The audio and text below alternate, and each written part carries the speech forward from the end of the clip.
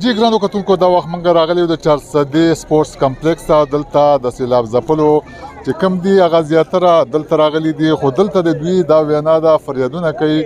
دا وخت موږ سره زمونږ یو دوه خویندې او یوه ابۍ هم ولاړه ده. هغې نه تپوس کوو چې دوی ته څه مشکلات دي.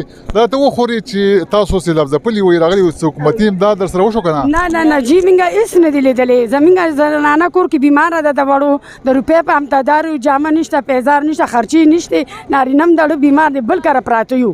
او د حکومت ته طرف ده ته حکومت دپاره طرف یې موږ یو دوه نظم نه دي لیدلی چې کوم د مستۍ خلک دي هغې ته ورکوي، او چې کوم د بېوسۍ دي او خرمار دي هغې ته نه میلاویږي. ولې څه وجه ده؟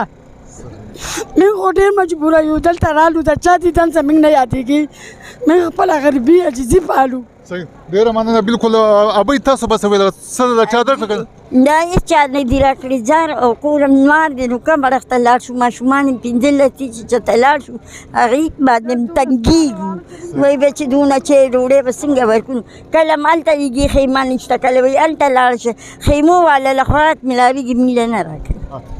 بلکل جی تاسو زموږ د دې مور خبرې د دې خور خبرې واورېدلې چې موږ دلته راغلي وو، او بلکل د دې سره تر اوسه پورې د حکومت لخوا هېڅ قسمه امداد نه دی شوی، او دوی دا فریادونه کوي، د حکومت نه مطالبه کوي چې د دوی سره امداد وشي، او دوی چې کوم سیلاب ځپلي دي نو د دې چې کوم مشکلات یې په هغو کې دي کمې راوستې شي.